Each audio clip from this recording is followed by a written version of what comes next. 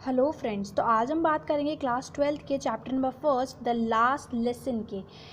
मैं आपको इसकी एक ब्रीफ समरी बताने वाली हूँ जो पेपर में आपको ज़्यादा काम आएगी। इसमें पेपर में 6 मार्क्स का क्वेश्चन आने के बहुत ज़्यादा चांसेस होते हैं इस चैप्टर में से, तो आप देखिएगा। और इसमें फ्रांस नाम का एक छोटा बच्चा होता है, तो वो स्कूल जाने के लिए निकलता है। वो ऑलरेडी बहुत ज़्यादा लेट हो चुका होता है, तो वो जा रहा होता है। रास्ते में वो नेचर से बहुत ज़्यादा डिस्ट्रैक्ट होता है। फिर उसके बाद वो आगे जाता है, तो टाउन के बुलेटिन बोर्ड पर उसको भीड़ इकट्ठी मिलती है, और वो देखकर बहुत परेशान हो जाता है, क्योंकि पिछले 2 सालों से फ्रांस के एल्सिस नाम के डिस्ट्रिक्ट से सिर्फ बुरी खबरें ही आ रही हैं। तो वो ये सोच के काफ़ी परेशान हो जाता है। फिर उसके बाद वो आगे चलता है। स्कूल में जाके वो बहुत सरप्राइज रहता है ये देख के कि सब बच्चे अपनी क्लास में चुपचाप बैठे हुए हैं, अपनी सीट पर बैठे हुए हैं, और जो उसका टीचर है मिस्टर एम हैमल, वो भी उसको लेट आने के लिए बिल्कुल नहीं डांटते हैं। क्लास में बैठने के बाद वो ये रियलाइज़ करता है कि सिर्फ बच्चे ही नहीं, उसके गांव के बड़े बुज़ुर्ग जैसे old house, post master, mayor, वो भी वहाँ आए हुए हैं। तो जैसे कि उसके बाद थोड़ी देर बाद क्लास स्टार्ट होती है, तो मिस्टर एम हैमल बताते हैं कि एक नोटिस आया है बर्लिन जो कि जर्मनी की कैपिटल है। वहाँ से एक नोटिस आया है कि सिर्फ अब से फ्रांस के एल्सिस और लॉरेन नाम के डिस्ट्रिक्ट में सिर्फ जर्मन ही पढ़ाई जाएगी। तो ये उनका लास्ट फ्रेंच लेसन है। ये सुनने के बाद बच्चे ही नहीं, बल्कि क्लास में बैठे बुज़ुर्ग भी बहुत ज़्यादा डिसअपॉइंटेड हो जाते हैं। अपनी लैंग्वेज के लिए उनको बहुत ज़्यादा फ़ील होता है कि अब हमें ये नहीं पढ़ाई जाएगी। तो क्लास शुरू होती है और सबको पार्टिसिपल्स सुनाने की बारी आती है, तो जिसमें फ्रांस जो होता है वो परफॉर्म नहीं कर पाता, तो उसे वो बहुत बुरा लगता है कि वो परफॉर्म नहीं कर पाया। और जो उसके टीचर होते हैं एम हैमल, वो भी बहुत ज़्यादा डिसअपॉइंटेड होते हैं और पेशेंट होते हैं कि भाई उसने नहीं सुनाया। उसके ब्लेम वो 3 चीज़ों को देते हैं।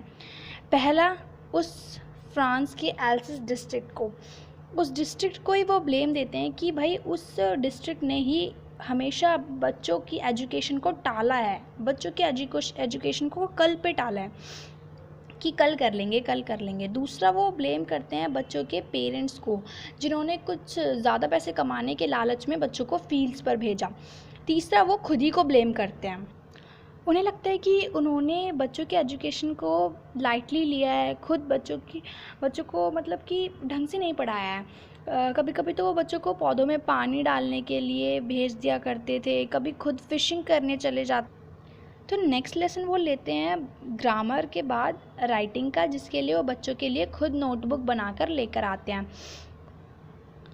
उस बुक में फ्रांस एल्सिस लिखा होता है बहुत ब्यूटीफुली, और सारे बच्चे उस लेसन को बहुत डेडिकेशन से सुनते हैं। उनका टीचर जो था मिस्टर एम हैमल, ऐसा लग रहा था कि वो सारी नॉलेज एक ही दिन में बच्चों को दे देंगे, और उनके जो बच्चे हैं स्टूडेंट्स सारे के सारे, वो भी इतने विलिंगली पढ़ रहे थे कि वो सारी एजुकेशन एक ही दिन में ले लेंगे उनसे।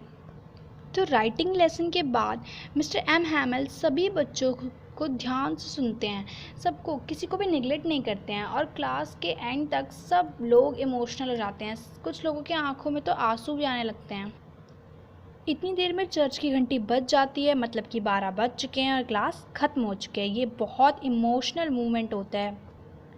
एम हैमल जो टीचर है वो कुछ बोल नहीं पाते, उनका गला भर आता है, और वो क्लास बोर्ड पे वी विल लव फ्रांस लिख के क्लास डिसमिस कर देते हैं।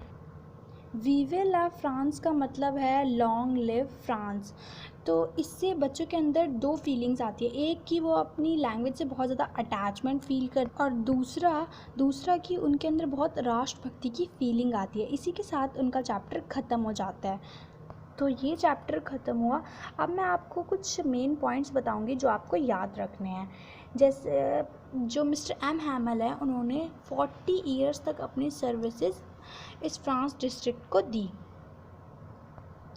वैसे तो वो बहुत ज़्यादा स्ट्रिक्ट टीचर थे, पर लेकिन जब उनका लास्ट डे था तो वो बहुत ज़्यादा पेशेंट और बच्चों के साथ बहुत अच्छा बिहेव कर रहे थे। दूसरा कि नोटिस पास होता है बर्लिन से कि मतलब अब सिर्फ यहाँ पर फ्रांस के एल्सेस और लॉरेन नाम के डिस्ट्रिक्ट में सिर्फ जर्मन ही पढ़ाई जाएगी और नया टीचर आएगा और जो मिस्टर एम हैमल है वो यहाँ से जाएंगे। वो बच्चों के लिए बहुत स्पेशल करते हैं, जैसे कि वो अपने लास्ट डे पे सेरेमोनियल अटायर पहन कर आते हैं। सेरेमोनियल अटायर का मतलब होता है जो हम अपने मतलब ओकेजन पे पहनते हैं, जैसे उन्होंने पहना था ग्रीन कोट, फ्रिल्ड शर्ट और ब्लैक सिल्क हैट। वो बच्चों के लिए नोटबुक्स भी बनाते हैं जिसमें लिखा होता है फ्रांस एल्सेस बहुत ब्यूटीफुली, और फिर लास्ट में वो बोर्ड पे वी विल लव फ्रांस लिखते हैं जिसका मतलब होता है लॉन्ग लिव फ्रांस।